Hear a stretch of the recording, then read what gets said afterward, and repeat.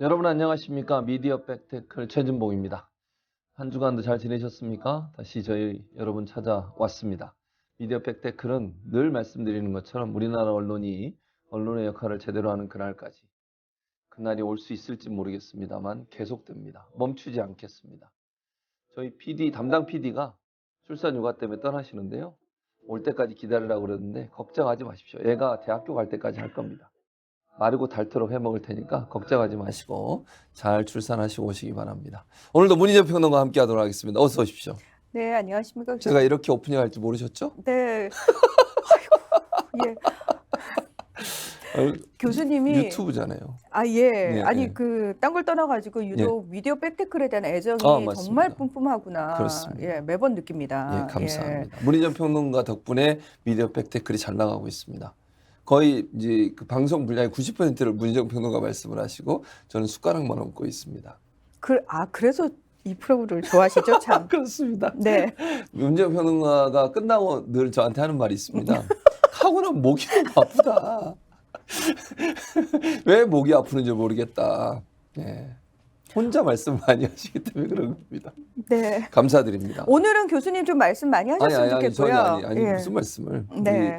우리 문희정 평론가께서 많이 말씀해 주시고 저희는 또 가열차게 달려보도록 하겠습니다. 저는 정말 예. 미디어 백태클이 필요 없어지는 또는 미디어 백태클의 소재가 고갈되는 교수님 정말 너무 할 게 없어요. 왜냐하면 언론이 너무 제대로 보도를 해요.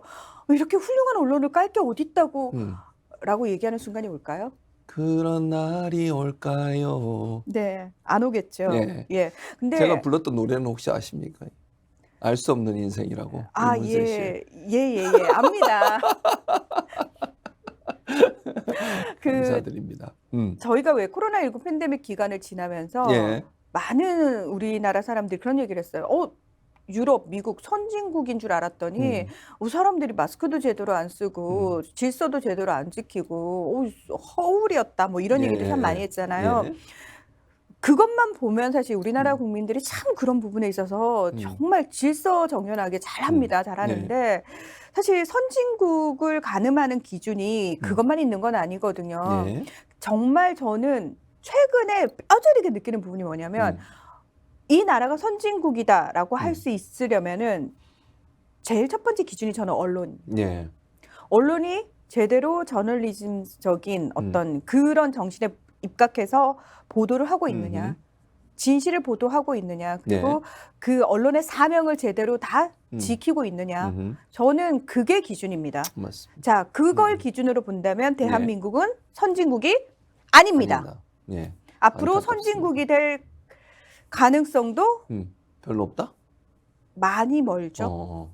그래서 이제 그런 선진국으로 갈 수 있도록 미디어 백태클이 계속적으로 비판을 해보도록 하겠습니다. 바로잡기 위해서. 이제 저희가 예. 비판하는 건 사실은 뭐 저희가 비판하는 언론들이 저희 얘기를 듣지는 않을 겁니다. 뭐 여러분도 아시겠지만 다만 예. 많은 국민들이 일반 시민들이 이 이야기를 듣고 한 사람 한 사람이 더 많이 깨어난다면 결국은 언론도 그 깨어난 시민에 의해서 계속해서 외면을 받는다면 바뀌지 않고서는 배길 수가 없는 그런 분위기를 만들어가는 게 중요하기 때문에 맞습니다. 저희가 목표로 하는 건 그겁니다. 여러분이 언론을 때려서라도 일깨우는 것, 바로잡는 것. 그렇죠. 국민들이 언론을 바로잡는 그런 날을 위해서 저희가 열심히 달려보도록 하겠습니다. 네. 자, 첫 번째 뉴스 뻗치기부터 시작해 보겠습니다. 네, 주간 보도와 논평 가운데 문제 있는 것부터 골라보는데요. 문제 있는 거 정말 많지만 그중에서 우리가 이 시간에 뭐 오늘은 새로운 걸 가져왔어요 할 게 없어요. 왜냐하면 기존에 여러분이 언론에 대해서 또는 언론 보도에 대해서 가지고 있던 불만들 있잖아요. 분야별로 생각보다 굉장히 세분화돼서 이거는 왜 항상 이딴 식으로 보도해? 라는 것들이 있었을 거예요. 그중에서 하나를 딱 가지고 왔는데요. 저는 이 보도를 보는 순간 그 우화가 생각이 났어요. 늑대가 나타났다. 그렇죠. 양치기 소년의 거짓말. 네. 왜냐하면 우리나라가 이상하게 이념과 관련해 가지고 언론 보도는 천편일률적입니다. 그렇죠. 예, 천편일률적입니다. 예. 지금은 이미 사실 많은 국민들이 깨어나 가지고 더 이상 그렇게 이분법적인 이념을 가지고 사는 사람들이 거의 없어요. 그렇죠. 그렇죠? 근데 여전히 언론은 상당히 이분법적인 이념관을 가지고 보도를 하고 있습니다. 그걸 정말 적나라하게 볼 수 있는 최근에 예, 관련 이슈가. 보도들, 이슈들이 뭐냐면은 예, 간첩과 관련해가지고 간첩단 사건 일명. 맞아요. 예. 나왔죠, 지금. 예. 네. 사실은 정말 우리 사회가 변했구나를 어디서 느끼냐면 예전 예. 같았으면 아마 언론 예. 보도들이 이렇게 간첩단 사건을 막 지금처럼 보도를 하면 온 나라가 온 국민이 2명만 돼도 앉아가지고 이 얘기를 했을 거예요. 그렇죠. 근데 저는 주변에서 이 얘기하는 사람을 찾아볼 수가 없었어요. 최근에는 그러니까 사람들의 인식이 많이 바뀌었다는 말씀이신 거죠? 당연합니다. 그러니까 예전에는 색깔론을 가져오거나 아니면 우리는 어쨌든 남측과 북측이 대립하고 있는 관계이기 때문에 이런 이슈가 나오면은 다른 이슈를 다 덮을 정도였는데 그렇죠. 지금은 그렇지 않다는 거죠. 그렇지 않음에도 불구하고 예. 언론은 여전히 이걸 이용하고. 그렇습니다. 예전에 하던 짓거리를 그대로 하고 있는데 그 부분을 지적한 언론 보도가 있어서 가지고 왔습니다. 예. 미디어 오늘이요. 보수 언론의 간첩단 수사 중계 사건, 자극적인 간첩 드라마 같다라는 제목으로 보도를 냈는데요. 예. 자, 이 국가정보원 등의 간첩 수사 상황이 공개가 되면서 보수 매체를 중심으로 국정원의 대공수사권 경찰 이관을 저지하는 여론을 키우고 있다라는 문장을 시작으로 지금 얘기가 되고 있는데 노조 탄압 분위기와 함께 공안 정국을 만들어가는 모양새다. 뭐 이 부분까지 여러분 뭐 익히 언론이 그렇죠. 왜 저렇게 보도하는지 다 알겠어 하는 예. 부분들 목적과 의도가 너무나 뻔히 읽히는 보도들이라는 얘기인 거죠. 예. 자, 이 미디어 오늘이 이 보도를 쓰게 된 이유가 뭐냐면은 지난 1일에 그 국회에서 국정원의 시간은 거꾸로 간다. 라는 토론회가 열렸습니다. 예. 여기서 김원경 미디어인권연구소 문쿨 소장의 발제문이 이 내용을 너무나 적나라하게 적확하게 지적을 하고 있는데 예. 그 부분을 지금 다루고 있는 보도가 바로 이 미디어 오늘의 보도입니다. 김원경 이 소장님 같은 경우에는 예전에 민원연 사무총장, 사무총장이었어요. 사무처장 굉장히 오랫동안 하신 예, 분입니다. 오랫동안 했죠. 예, 저랑도 잘 알아요. 그렇죠. 저보다 나이가 어리십니다. TMI였습니까? 네. 예, 동생입니다. 네. 어쨌든 열심히 했던 분입니다. 네. 자, 지금 표가 나오고 있잖아요. 예. 자, 이 김원경 소장님의 발제문 안에 있는 내용인데 1월 9일부터 29일까지 간첩 수사와 관련된 보도량을 이렇게 뽑아놓은 겁니다. 네. 근데 보시면 아시겠지만 진짜 언론의 간첩단 수사 중계 사건이라고 말해도 좋을 만큼 여론전을 또 벌이고 있다라고 지적을 한 겁니다. 네. 자, 20여일간 사설이 31건인데 예. 제목만 모아서 보는 것만으로도 의미가 있을 만큼 이례적이다라고 얘기를 하고 있는데 왜? 대부분의 내용이 다 예. 민주노총을 간첩 조직처럼 규정하거나 예. 국정원의 대공수사권 경찰 이관을 막아야 한다는 내용에 초점을 맞추고 있기 네. 때문입니다. 그러면서 일방적인 왜 그 쌍따옴표식의 보도 있잖아요. 받아쓰기 보도, 따옴표 저널리즘이라고도 그렇죠. 하죠. 예. 그것 역시도 국정원을 비롯한 방첩 당국의 입장만을 일방적으로 담은 그런 보도들이 어마무시하게 쏟아지고 있다라는 겁니다. 예. 그럼 노조나 아니면 지금 현재 조사 대상 되고 있는 사람들의 의견은 전혀 반영이 안 된 거군요, 지금. 그렇죠. 그런 부분과 관련해 가지고는 굉장히 소수고요. 지금 보면은 그러니까 큰 따옴표가 있는 보도만 봐도 예. 187건이에요. 근데 여기서 대공수사권 경찰 이관을 반대하는 목소리가 무려 105건이라는 겁니다. 예. 그럼 목표는 결국 대공수사권을 지금 국정원에서 가지고 있는 걸 경찰로 이관하는 것 자체를 반대하는 그런 논리로 지금 이 사건을 이용하고 있다 이렇게 볼 수 있겠네요. 그렇죠. 늘 왜 정권이 필요에 의해서 부풍도 조작을 했었고 예전 예. 과거를 보면은 예. 그리고 이런 소위 말해서 빨갱이라는 식으로 규정 짓고 그 프레임으로 막 공격하는 것들 있잖아요. 네. 예. 그래서 저는 막 계속 이제 저한테 누군가 빨갱이라고 왜 나한테 빨갱이라고 그러지? 난 파랭인데. 전 빨간 옷을 입지 않거든요. 싫어하십니까? 그냥 빨간색 별로. 예, 저는 문희정 파란색. 평론가한테 빨갱이라고 하는 사람 있습니까? 그러게 있더라고요. 희한한 뭔 근거로? 그래서 제가 대놓고 그래요. 제가 빨갱이라고요? No, 저는 파랭이. 로 불러주시기 바랍니다. 예, 저는 이제부터. 파랭입니다. 네. 예. 그러니까 더 이상 그 빨갱이란 말이 예전처럼 먹히지 않는다라는 먹히죠, 거를 요즘은. 네. 예전에 빨갱이라는 혹여라도 그런 오해를 받을까봐 조심했죠, 사람들이. 그리고 일단 그 프레임이 씌워지고 나면 모든 게 다 끝났었어요. 그렇죠. 그 사람에 대해서. 그렇죠. 그렇습니다. 예. 근데 지금은 사회적 분위기가 많이 달라졌고 시민들의 의식 역시 달라졌음에도 불구하고 여전히 보도는 그 빨갱이 프레임에서 한 치 앞도 나가지 않았다. 단 그러면 언론이 바보여서요? 언론이 시대적 담론을 읽지 못하는 건가요? 예. 아니죠.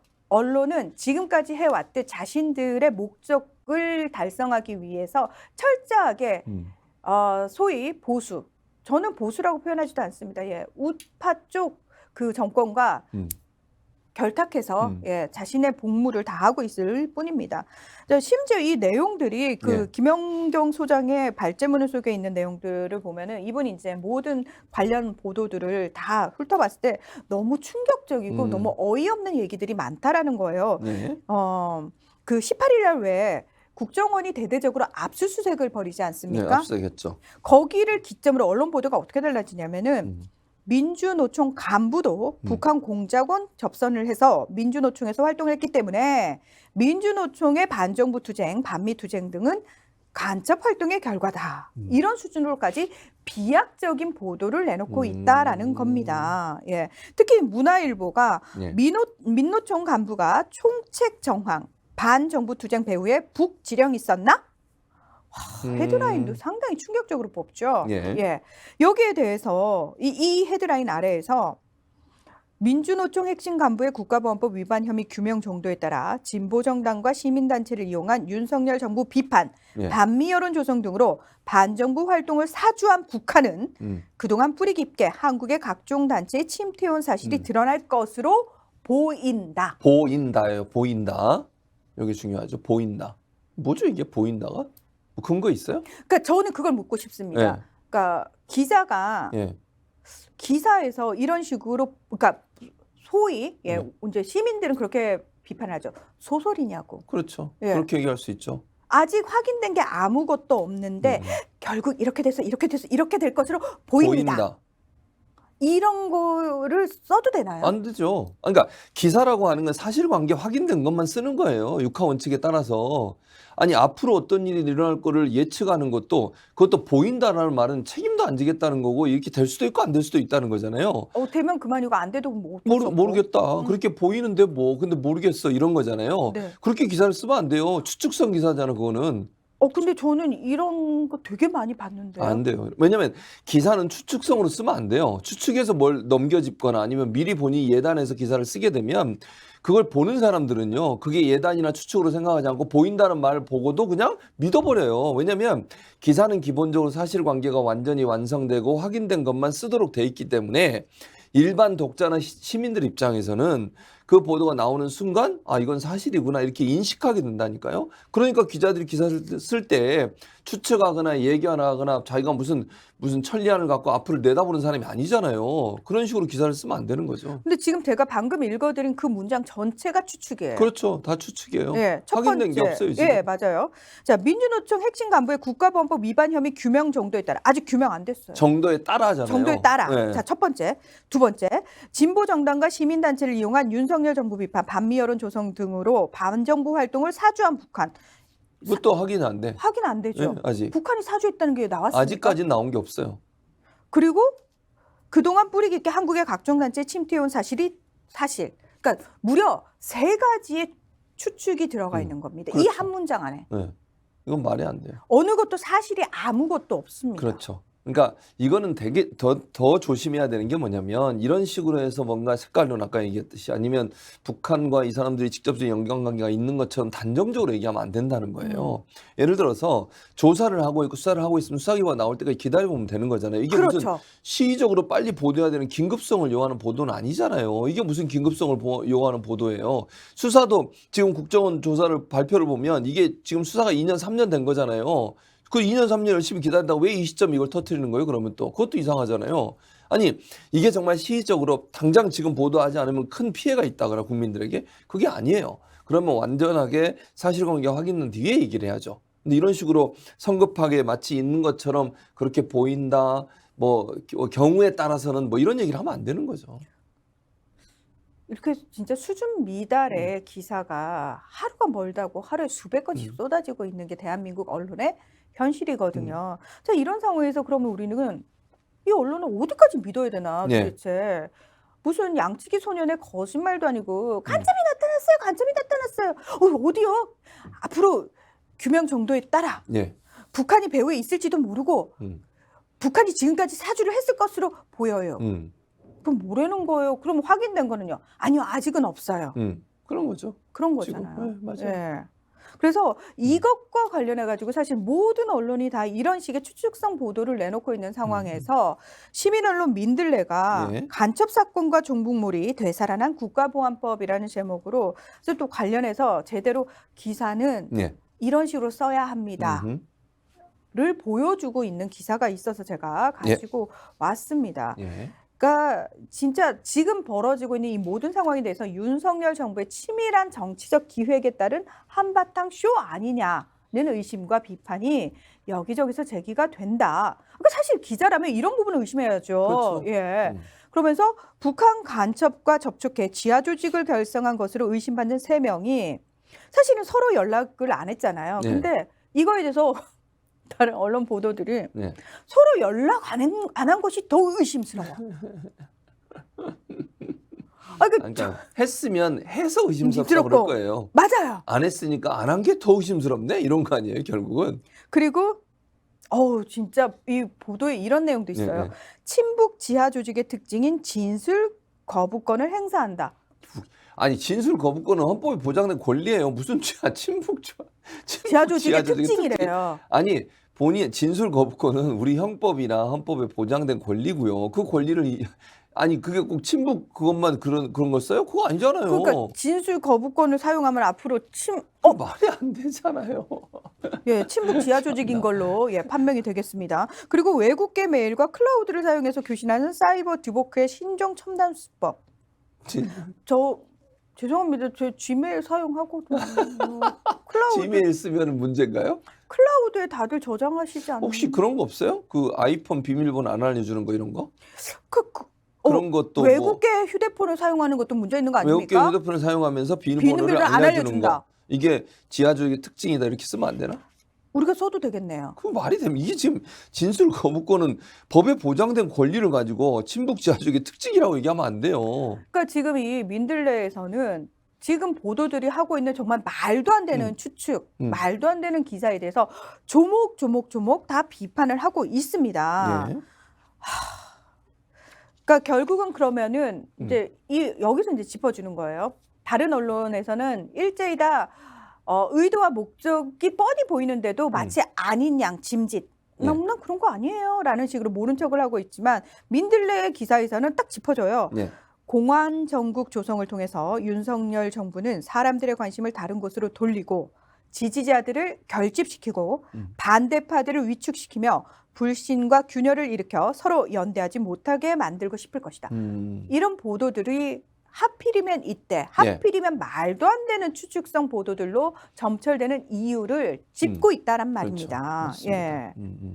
자, 그러면서 그런 것들을 짐작해 할 수 있는 실질적인 사례들도 들고 있어요. 예를 들면은 서울시 공무원 간첩 사건을 조작한 그 그렇죠. 장본인이죠. 검사가. 이시원 검사. 네, 이시원 검사. 이 사람 대통령실 공직기관 비서관으로 하고 앉혔다라는 있죠. 거 아닙니까? 맞아요. 예. 그리고 국정원의 요직인 기조실장 자리에도 친윤 검사 보낸 거 아닙니까? 그러니까요. 예. 그리고 공안 조작 사건에서 뿌락친 노릇을 했다는 의심을 받는 김순호를 경찰국장에 임명하지 않았습니까? 그렇죠? 그러니까 이런 것들만 봐도 지금 이 정부가 무슨 짓을 하고 있는지가 읽힌다라고 기자가 얘기를 하고 있는 겁니다. 그러면서 방첩사로 이름만 바꿔서 군의 기무사 부활시켰고 또 지난해 연말에는 사이버 안보 협력센터라는 거를 개소를 합니다. 국정원이. 결국 이거 뭐 하겠느냐. 기존에 우리가 왜 학습효과라는 게 있지 않습니까? 예전 정부들에서 말도 안 되는 공안 사건들 만들어내고 조작 사건들 만들어낼 때 결국 그거 어떤 방식으로 했는지 지금 우리 국민들 다 기억하고 있단 말이에요. 그렇죠. 그걸 다시 하겠다라는 움직임이 준동하고 있구나를 볼 수 있는 여러 가지 그 힌트들이 지금 계속 나타나고 있다고. 근데 그거를 짚고 있는데 오히려 그 준동의 한 세력이 되고 있는 언론 보도. 그 부분에 대해서 지금 시민 언론 민들레가 짚고 있는 거 아닙니까? 그렇죠. 그러니까 언론이 정부에서 또는 국정원에서 이게 밝힌 보도 자료만 가지고서 뭐 간첩 사건이 있었다 뭐 이런 걸 받아 쓰는데 급급하지 말고 그렇죠. 이게 왜 문제가 될 수도 있는 또 이게 잘못하면 잘못된 북풍이나 뭐 색깔론이 다시 등장할 수 있는 위험성은 없는데 이런 부분도 살펴봐야 되는 거잖아요. 그렇죠. 전에 사례가 있었으니까 아까 맞아요. 말씀하신 서울시 간첩 조작 사건도 마찬가지지만 그런 사례들이 한두 건이었습니까 예전에는. 근데 그런 그 위험성 이런 게 있는 거 아닌가 하는 걸 살펴봐야 되는데 그건 전혀 보도를 안 하는 거잖아요 지금. 그러니까 언론만 저는 딴 걸 떠나가지고 제가 이제 외신들 주로 많이 보는데 참 예. 부러운 게 독일 언론, 프랑스 언론, 영국 언론 수준만 돼도 참 좋겠다. 아 근데 그 수준이 사실 너무 높은가요? 우리나라 언론의 수준하고 너무 차이가 많은가요? 차이가 나죠. 너무 제가 너무 큰 음. 욕심을 가져. 아니 내가 하늘에 별을 따달래 달을 따달래 제대로 보도해달라는 게 그렇게 못 어려운 들어줄 건가? 소원입니까? 그건 아니죠. 근데 안 하잖아요. 그러니까 웃기는 거죠. 이게 진짜 지금 말씀하신 것처럼 국민들이 원하는 것도 그런 거라고 생각해요. 제대로 보도해달라. 그러니까 사실 뭐. 우리 편 들어달라는 얘기도 그것도 아니에요. 예. 아니 그러니까 우리는 그런 거 공정하게. 아예 바라지도 않습니다. 음. 꿈도 꾸지 않습니다. 음. 그냥 적어도 니네들이 말씀하시는 기계적 중립을 한 번이라도 제대로 지키려고 노력 좀 해달라는 거 그렇죠. 아닙니까? 맞아요. 그것마저도 지금 못하는 거잖아요. 기계적 중립이라는 걸 저는 본 적이 없는 것 같습니다. 그러니까요. 예, 저는 그 기계적 중립이라는 말도 참 안 좋아합니다만 자기네들이 그걸 계속 내세우니까 내세우죠. 예. 예. 내세우니까. 분리할 때 내세워요. 분리할 예. 때. 교수님 그 기계적 중립에 의해서 종편 자주 나가시잖아요. 근데 기계적 중립을 안 지킨다니까 제가 말씀드렸잖아요. 4명이 패널이면 3대 1이에요. 진보, 그러니까 저는 이제 진보 진영 분류되는데 1명 안 치고 3명을 보수를 안 쳐요. 그게 무슨 그거면 기계적 그 중립이에요? 기계적 중립 아니잖아요. 아니죠. 근데 왜 뭐 기계적 편파야, 중립도 안 편파. 지켜요? 예. 안 지켜요. 지키는 거 종편 그 패널들 보세요. 다 보수가 1명이 많거나 2명이 많아요 항상. 근데 그래놓고 왜 다른 사람들한테 편파적이래? 그러니까. 아니 왜 김어준의 겸손을 힘들다 뉴스공장 거기 편파적이라고 그러고? 예. PD가 다음 코너로 넘어가 주세요라고 문자를 보냈습니다. 아 예. 아 또 흥분하다 보니까 제가 이렇게 브레이크를 걸어야 됩니다. 안 그러면 문희정 평론가는 폭주합니다. 맞습니다. 네. 저 약간 그게 단점인 것 같아요, 교수님. 나 이거 상담해야 되겠다. 무슨 말씀이세요? 예. 괜찮습니다. 폭주해야 됩니다. 이런 이 잘못된 언론 환경을 바로잡기 위해서. 그러나 문자를 보냈기 때문에 PD 말을 듣도록 하겠습니다. 다음 것 생략하고 가짜뉴스 감별사로 넘어가 보도록 하겠습니다. 네, 자 주간 뉴스 가운데 예. 가짜 뉴스 골라서 바로 잡기. 가짜 뉴스가 한두 예. 개가 아닌데 예. 저는 그냥 딴 거는 얘기하지 않을게요. 김대중, 노무현, 예. 문재인 정부 때는 예. 틀렸고 음. 이명박근혜 그리고 지금 윤석열 정부 때는 맞다. 음. 그러니까 그때는 틀리고 지금은 맞다. 그러니까 도대체 어느 게 니네들 본심이냐? 전 정부 탓. 그러니까 정권에 따라서 예. 정답이 달라지는 거죠. 같은 사안에 대해서 네. 어처구니 없네요. 특히 대표적인 게 물론 여러 가지 보도가 있습니다만 그 중에서도 최근에 집값, 예. 예, 집값 관련 부동산 관련 보도들 보시면서 여러분 와 입에서 그냥 욕이 자동 발사되시는 기분을 매번 느끼시죠. 여기 자동 발사. 저는 하지 않습니다만 어쨌든 자동 발사 될 것 같습니다. 네. 속으로 합니다. 아니, 겉으로 안 해도. 진짜 웃긴 게요. 자, 지금 그 저희 화면부터 한번 띄워주시기 바랍니다. 오마이뉴스가 이제 관련해 가지고 팩트 체크를 했어요. 예. 자, 집값 폭등은 저금리 아닌 문재인 탓. 언론 보도는 거짓이라는 제목인데요. 자, 지금 여기 화면을 보는 거 좀 봐주십시오. 예. 자, 이게 국민일보 기사예요. 위아래 두 개입니다. 예. 첫 번째 위에 있는 게 2021년 1월 6일이면 문재인 정부 때입니다. 예, 그렇습니다. 부동산값 급등, 저금리 아닌 정부 정책 탓. 문재인 정부 탓이다 이거죠. 썼네요. 예, 바로 아래쪽에 예. 2022년 12월 13일. 예. 요거 윤석열 정부 때죠. 예. 예. 정책도 공급도 무의미. 2023년 부동산 시장 금리에 달렸다. 어처구니 없네. 황당하군요. 자, 지난 1월 30일 국토연구원의 보고서가 나왔는데요. 예. 자, 이 이제 내용이 그거예요. 주택 가격에 가장 큰 영향을 미치는 요인은 기준금리다. 예, 이런 보도들이 쫙 나왔어요. 예. 그러니까 이제 댓글에 무슨 말이야? 문재인 정부 때는 이거 금리가 아니고 정부 정부가 탓이라며. 잘못해서 네. 부동산 값이 이 모양이라며. 근데 왜 기준금리야? 이런 갑자기. 식으로. 예. 예. 그래서 문재인 정부 때는 집값 폭등 원인이 주택 공급 부족과 예. 대출 규제 같은 정부 정책 탓이라고 비판했던 언론이 예. 정작 윤석열 정부 들어 집값이 하락하자 금리 탓이라고 말을 바꿨다라는 부분을 지적을 하고 있는 겁니다. 그래서 그러면 실제로 어땠느냐? 그 예. 당시 보도를 조목조목 짚으면서 오마이뉴스가 팩트 체크를 한 겁니다. 예. 예. 자, 문재인 정부 때인 2019년 하반기부터 기준금리가 0.5%까지 떨어지거든요. 예. 그러면서 2021년 상반기까지 집값이 폭등을 하게 됩니다. 그리고 2021년 하반기부터 기준금리가 다시 상승하면서 집값도 하락하기 시작을 한 거죠. 그러니까 다시 말해서 기준금리는 부동산 가격과 정반대로 움직입니다. 우리 지금 그거 확인하고 있잖아요. 그렇죠. 예. 맞습니다. 그러니까 그 부분과 관련해 가지고 실제로 금리와 집값의 상관관계를 오마이뉴스가 체크를 했습니다. 예. 그리고 문재인 정부도 사실은 2020년부터 2021년에 이렇게 집값이 상승하는 이유는 저금리다. 저금리 때문이다라고 예. 계속 밝혔지만 사실 당시 대부분의 언론은 무슨 말이에요? 주택 공급 부족하고 대출 규제를 하는 니네 정부가 잘못했기 때문 아닙니까? 이게 다 누구 때문입니까? 문재인 때문이다라는 식의 보도를 엄청 무시하게 내놨다라는 겁니다. 예. 그러면서 당시 대선 3개월을 앞두고 예. 집값 폭등은 수급 탓이다. 그러니까 제대로 공급이 안 된 것. 예. 31건. 예. 아니야, 이건 금리 탓이야. 10건. 예. 그러니까 누가 봐도 일방적으로 이거는 지금 정부가 상당히 부동산과 관련해서 잘못하고 있다라는 보도가 계속 쏟아져 나오고 나왔습니다. 있죠. 사실은. 근데요, 이때 제가 정확하게 요 시점을 기억하는 이유가 있습니다. 뭡니까? 집값이 막 오르기 시작하면서 심하게 오르니까 예. 이거는 좀 이상한데라는 생각을 이제 하면서도 그때 이제 사람들이 막 그러는 거야.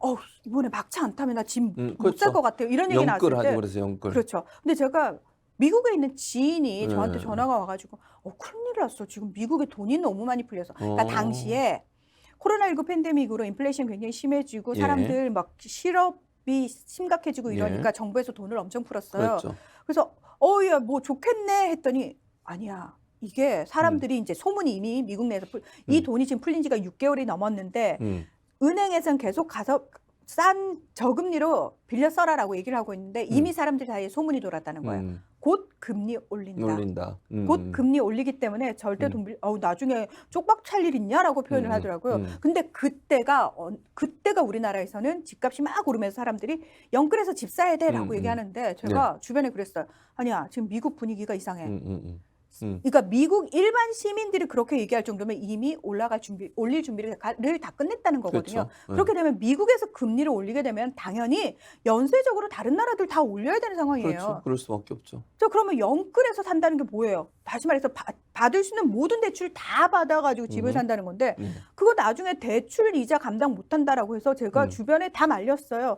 지금 절대 집 사면 안 된다. 큰일 난다라고 얘기를 했는데도 언론 보도가 정반대로 계속 가고 있는 거예요. 그래서 지금 안 사면 안 된다. 손해 본다. 뿐만 아니라 문재인 정부가 잘못했네. 그리고 실제로 대선 때도 나 이재명 싫은 이유?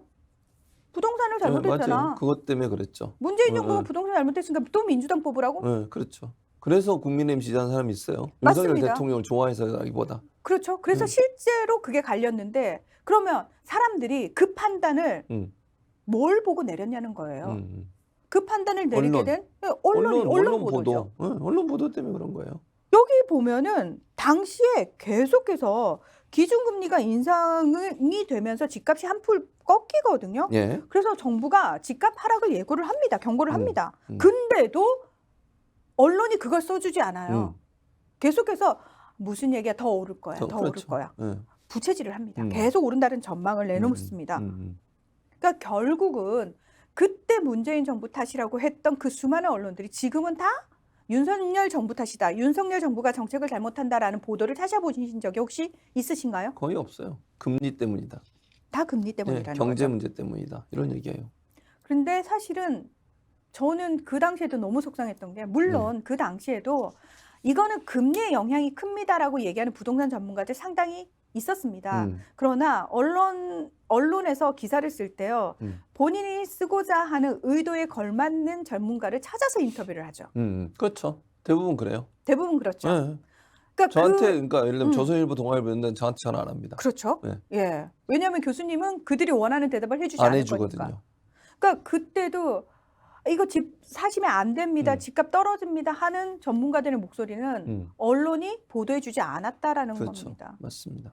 근데 근래 들어서 음. 그 전문가들의 목소리를 음. 이제 나오고 있다라는 예, 거예요. 예, 예. 근데 그 전문가들이 하는 얘기가 아니 그때도 문재인 정부 때도 주택 공급 많이 하면서 세금 강화하고 대출 규제했지만 사실은 낮은 금리 때문에 자산 시장을 끌어올리는 힘을 감당하지 못한 거였다. 그렇죠. 그때도 그랬다. 근데 그때 언론은 정부가 공급을 등한시하고 세금으로 하려다 실패했다라는 프레임을 짜고 일부 부동산 전문가 목소리를 확대 재생산했다. 그치. 일부의 목소리를 확대 재생산한 거다라고 지금 계속 지적을 하고 있는 겁니다. 이제서야.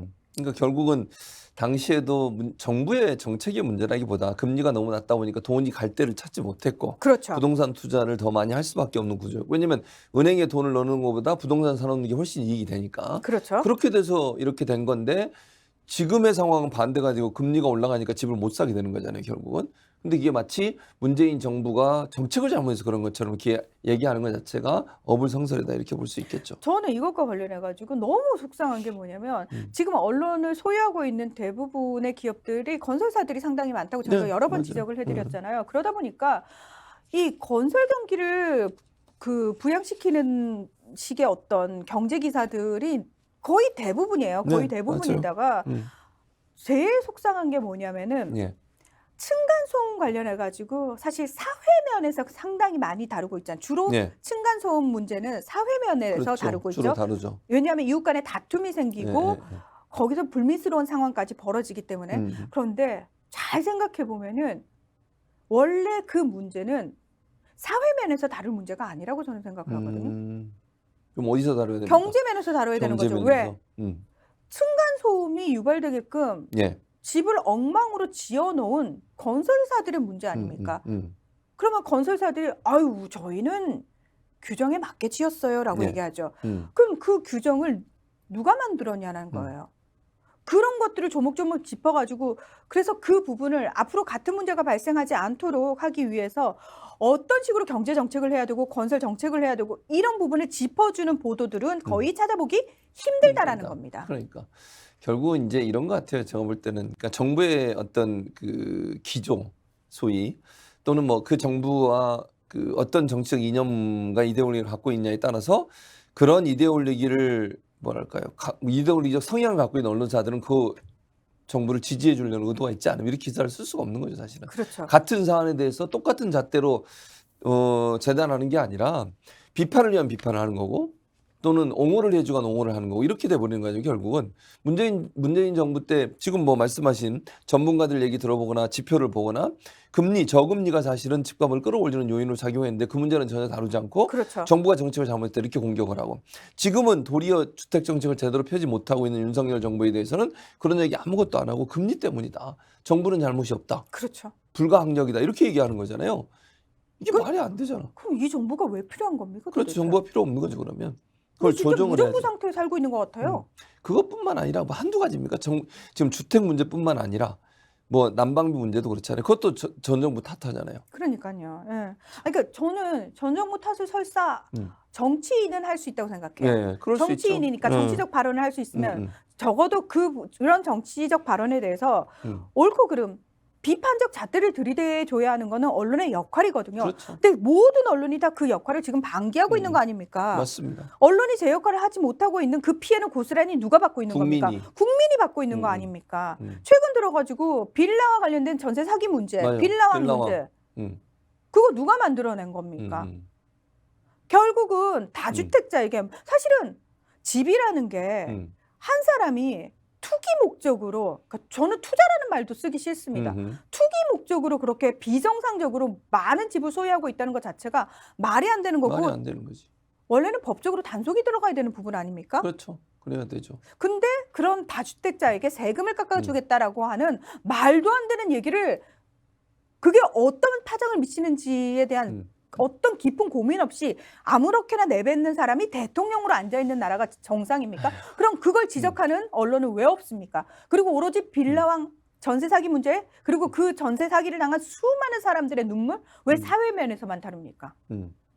거기에 언론의 책임도 저는 반 이상이 있다라고 생각을 하는 맞아요. 겁니다. 예. 그런 부분에 대해서 제대로 짚지 못하고 비판하지 못하고 문제점들을 해결하려는 노력을 하지 못하는, 그리고 정부의 어떤 책임을 자꾸 상쇄시켜주고 줄이고 금리 때문이다, 경제 때문이다 이렇게 얘기하면서 정부가 적극적으로 나서는 것을 독려하지도 않고 비판하지도 않는 그런 모습. 그래, 문제라고 니들은 봐야죠. 분양권 누구한테 받아가지고 그랬나 보네요. 예, 니들은 강남에 집도 잘 사더라고요. 예, 참 제주도 좋아요. 우리 교수님 그 제주가 없어가지고. 용인사입니다. 예, 용인. 왜 강남에 분양 못 받으셨어요, 교수님? 돈이 없어서요. 아니죠. 그럼 뭐예요? 교수님이 기자가 안 됐기 때문이죠. 그렇군요. 기자가 안 돼서. 기자를 키우고는 있습니다만 제가 키운 기자들은 미디어 오늘, 미디어스 이런 데서만 일을 하고 있어가지고 그 기자들도 분양받긴 글렀네요. 어렵습니다. 예. 자, 저희가 오죽하면 예. 이런 농담을 하겠습니까? 그러니까요. 예, 예. 안타깝습니다. 자, 그러면 마지막으로 외신으로 가보겠습니다. 저희가 지난 시간에 예. 미디어 백테클에서 예. 제가 교수님께 사업 제안을 하지 않았습니까? AI 언론사. AI 만들자고. 언론사 맞아 얘기했죠. 맞습니다. 예, 교수님 대표 시켜줄 테니까 AI 언론사. 예. 그 알겠습니다. AI 언론사가 지금 언론들보다 훨씬 나은, 잘한다. 잘하는 예, 정말 예. 팩트 위주의 제대로 된 보도들을 쏟아냈거든. 그리고 AI는 예. 우리가 베이스 몇 개 넣어주면 얘가 알았어요. 무한으로 생산 예, 맞아요. 가능해요. 예, 굳이 그럴 필요가 없는데 예. 실제로 이 AI가 쓴 기사와 예. 관련된 외신 보도가 있더라고요. 그래요? 예, 그래서 제가 가지고 왔습니다. 예. 미국 잡지인 맨스 저널에 예. 중년의 근육을 유지하는 법이라는 기사를 쓴 기자가 바로 AI다. 그렇군요. 예. 근데 뭐 물론 이제 많은 사람들이 아니 AI가 우리를 대체하게 되면 우리는 뭐해? 우리 일자리 그런 없어지는 거 아니에요? 걱정이 있죠. 그런 걱정을 할까봐 바로 아유 그래도 인간을 대체할 계획은 없다라고 친절하게 써붙여줬는데 예. 근데 이게 되게 웃긴 게 뭐냐면은 과거 17년간의 잡지 기사를 AI가 데이터베이스를 활용해가지고 본인이 새로운 컨텐츠로 재탄생을 시킨 거라고 얘기를 해요. 그러니까 이게 이제 왜 우리가 딥러닝 기술이라고 해가지고 예. 스스로 공부하고 스스로 더 많은 걸 알아내는 그렇죠. 예. 맞습니다. 그 능력이 AI한테 있다라는 거 아닙니까? 예. 그래서 인간 편집자들은 이렇게 AI가 작성한 기사에 대해서 사실관계 등을 확인한 뒤에 잡지에 게재를 했다라고 얘기를 하는데 이거 외에도 반려동물이라든지 네. 정원 가꾸기 등을 주제로 한 잡지에도 AI가 작성한 기사가 실렸다라고 얘기를 하는데 예. 이제 이 얘기들 들을 때 사실은 이런 것들로부터 시작을 해서 그러니까 뭐 특별히 뭐 디테일한 부분이 필요 없는 것들 있잖아요. 그렇죠. 사실관계가 가장 중요한 것들 네. 중심으로 해가지고 네. 이제 AI가 기사를 작성하기 시작해서 이 영역이 조금씩 넓혀지지 않겠느냐 우리가 맞아요. 이런 추측을 해볼 수가 있잖아요. 그렇습니다. 예. 가능해요. 왜냐하면 이게 만약에 어떤 내용을 뭐 AI가 분석을 할 수 있지만 정치적으로 막 민감한 사안에 대한 분석은 사람이 해야 되겠죠. 그렇죠. 근데 그거 말고 정말 일반적으로 어떤 과학적으로 또는 그 정보 데이터만 그렇죠. 집어넣어주면 분석해내는 건 충분히 할 수 있어요, AI가. 그래서 저는 AI한테 예. 딥러닝 기능을 좀 이용해가지고 너 좀 써줘 하는 기사들이 몇 개가 있어요. 네. 예를 들면 많은 분들이 헷갈리는 게 예. 분명히 어제는 내가 그 언론사에서 커피가 심장에 좋다. 맞아. 그런 기가 있었죠. 심장병 뭐 유발을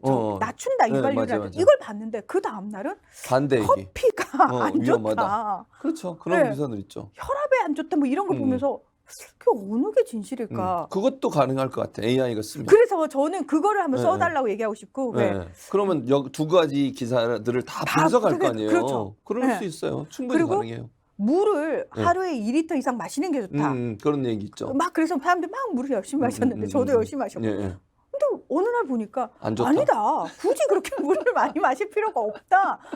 그래서 이것도 헷갈리는 거예요. 그렇죠. 그래서 저는 이것도 AI가 네가 알아서 할 수 공부해가지고 있어요. 기사 좀 써줘라. 충분히 가능해요. 그런 예. 거는.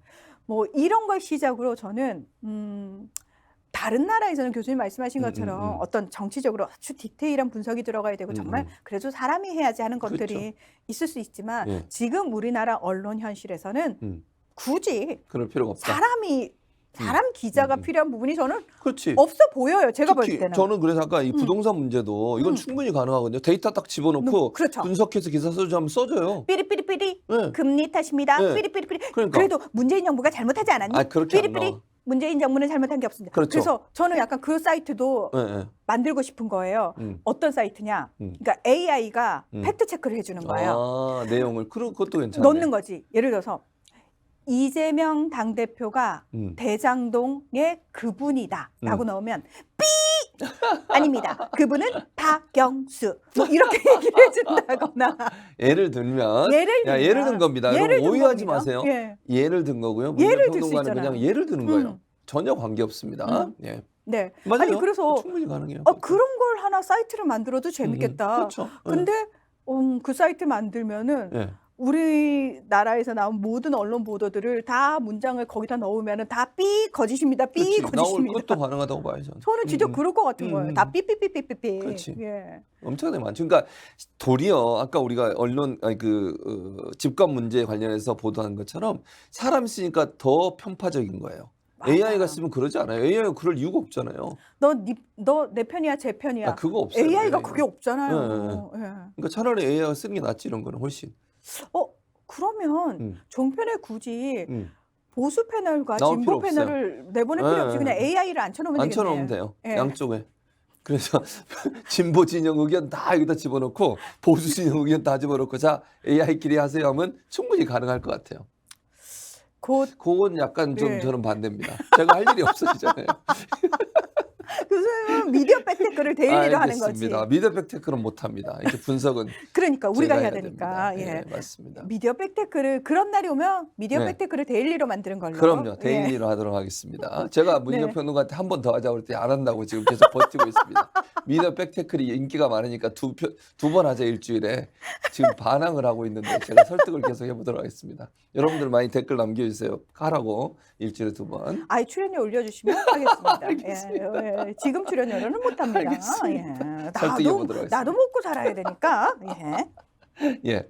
그래서 지금 AI 그래서 이 지금 그 미국의 맨스 저널이라고 하는 잡지에서 AI가 쓴 기사가 사람들한테 많이 인기를 얻고 있다. 그리고 이제 예. 더불어서 사실은 이런 기사들이 이제 많이 상용화될 것이고 예. 사실은 이제 사람들이 굳이 기자 이름을 확인하지 않는 경우가 거의 대부분이거든요. 많죠. 네, 그러다 많아요. 보니까 네, 대부분. 아마 여러분이 접하시는 수많은 기사들 중에 AI가 작성한 기사들이 꽤 많을 겁니다. 그러니까 그 출판사나 언론사에서 밝히지 않으면 과연 이게 AI가 작성을 했는지 사람이 작성했는지 구분할 방법은 저희는 없죠. 없다라는 네, 맞아요, 겁니다. 맞아요. 예. 여러 가지, 그러니까 여기도 보니까 지금 가져온 기사의 내용을 보니까 뉴욕 증권거래소에서 아레나 그룹의 주가는 10% 이상 급등을 했다. 그러니까 이게 뭐냐면 이 AI 기사, 기술을 예. 가지고 있는 회사군요. 이게. 그렇죠.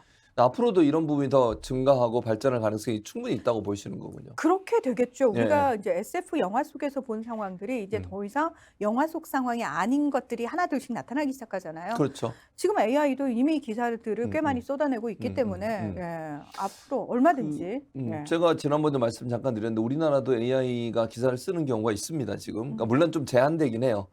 가장 많이 쓰는 게 날씨고요. 두 번째는 이제 운동 경기, 결과 보고할 때. 그러니까 예측이 아니라 예를 들면 어느 팀이 어느 팀을 몇 대 몇으로 이겼다. 이렇게 선수는 누군다. 이름만 딱 집어넣으면 AI가 딥러닝을 통해서 이번 경기는 어떻게 됐고 어떻게 진행돼서 이렇게 나왔습니다라고 기사를 쓰고 있기 때문에 우리나라도 활용하고 있는 상황이에요. 전 현재는. 진짜 AI 언론사 너무 탐납니다. 아, 그래요? 진짜 하고 싶어요. 예. 해보고 싶습니다. 진짜 예. 어쨌든 문희정 평론가가 이제 오늘도 세 가지를 우리가 쭉 얘기를 해봤는데 이제 준비하시면서 문희정 평론가 또 물론 언론에 화가 많이 나셨겠지만 가장 인상 깊게 남았던 게 어떤 부분이에요 오늘?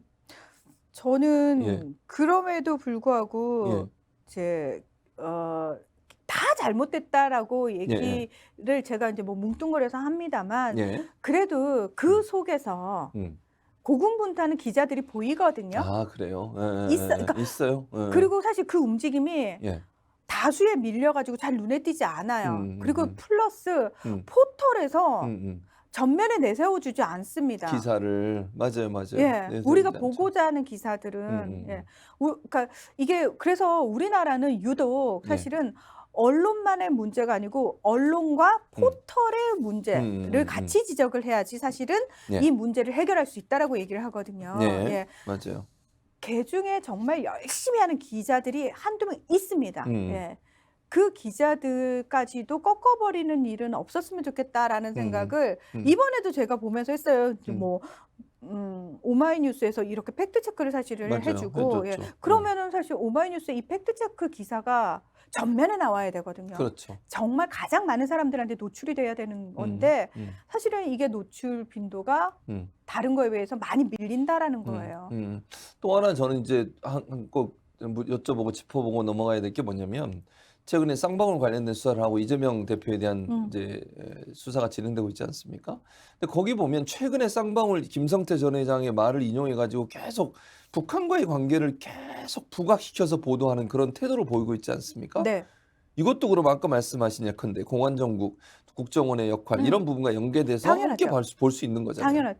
근데 제가 그것도 안 가져온 이유가 뭔지 아세요? 예. 우리 이미 그 문제 다 다뤘어요. 대장동과 관련해가지고 남욱, 예. 유동규 예. 이 사람들 쌍따옴표 계속 나오다가 지금 어디 갔어요? 없어졌어요. 없어졌어요. 자, 김성태 전 쌍방울 전 회장 계속 쌍따옴표 나옵니다. 결국은 어떻게 되겠다? 없어집니다. 그러니까 패턴이 계속 반복된다라는 거예요. 근데 저는 지금 이해가 안 되는 게 북한 문제를 유독 그 조중동 같은 경우에 이재명 대표의 쌍방울 관련해서 예전에 처음에 시작은 사실 변호사비 대납 문제였거든요. 그거 없어졌잖아요. 없어졌어요. 아예. 그러니까 공소장이 아직 들어가지도 않았어요. 네. 증거가 없어가지고. 저희 미디어 백테클에서도 그 부분 짚었죠. 그렇죠. 그런데 최근에는 이제 북한과의 연계성을 자꾸 강조해. 뭐 영수증을 받았느니 뭐 북한에 이재명 대표가 방문하는 걸 도와주기 위해 300만 불을 보내니 어쨌니 이런 얘기가 막 나오잖아요. 그러면서 북한에 누구와 어떤 접촉을 했고 어디서 만났고 그것 때문에 뭐 쌍방울이 얼마나 돈을 대납을 했고 이건 자꾸 쌍방울이 돈 낸 것도 뭐 부각을 하지만 그것보다는 저는 이재명 대표와 북한과의 연계성을 자꾸 띄우려고 하는 게 아닌가 하는 강한 의심이 든다니까요. 그러니까 그 의도 중에 일련의 흐름이 하나를 향해서 가고 있잖아요. 공안정국 형성. 예. 근데 그 안에 결국은 그 공안정국을 형성하는 것 중에 가장 큰 목적이 지지세 결집 아닙니까? 네. 결국은 이 정부를 지지하고 떠받치고 있는 지지 세력이 여전히 그런 이데올로기적인 어떤 이분법적인 편향적 사고에 사로잡힌 사람들이 대다수라는 겁니다. 예. 지금이 어떤 시대입니까? 그러니까요. 매주 SNL에서 예. 저쪽 북한의 김정은 위원장부터 시작해서 그의 딸까지 패러디하고 예. 웃는 그런 시대에 우리가 살고 있습니다. 네. 맞아요. 지금 말씀하신 그 이재명 대표를 엮어 넣어가지고 공황정국화 시킨다라는 게 지금 세대들한테 먹히지 않는다는 걸 지금 얘기를 하는 겁니다. 맞습니다. 그래서 너무 이렇게 그 이재명 대표에 대해서 악마하고 이재명 대표에 대한 부정적 이미지를 만들려고 하는 모든 이런 그 뭐랄까 보수 언론의 작태, 행태 정말 비판받아 마땅하고 언론의 사명을 제대로 지키지 못하는 게 아닌가 이런 생각이 듭니다. 자, 오늘도 거의 50분을 가열차게 달려왔습니다. 저희가. 문희정 평론가도 오늘 말씀 많이 하시느라고 목이 많이 아프실 것 같고. 아니 괜찮으십니까? 앞에서 예, 저 할 얘기 겁나 많았는데 줄이라고. PD님, 제가 한 게 아니고 PD가 저기 프롬프트에 다음 코너로 넘어가 주세요 해용 하하 이렇게 올렸어요. 네. 증거가 저기 남아 있습니다. 제가 그만두게 한 게 아니고. 네, 아니 뭐 아셨죠? 이렇게 어쨌든 오늘도 열심히 해주셔서 감사하고 네. 저희 미디어 백테크는 저널리즘 언론이 제대로 서는 그날까지 계속될 겁니다. 문희정 평론가 목이 아무리 아파도 쉬지 않을 겁니다. 문희정 평론가를 열심히 활용해서 언론의 잘못된 부분들을 적극적으로 발굴하고 그걸 여러분들에게 알려드려서 여러분들이 제대로 이해하시고 언론을 보는 관점을 만드실 수 있도록 도움을 드리는 그런 역할을 저희가 담당해내도록 하겠습니다.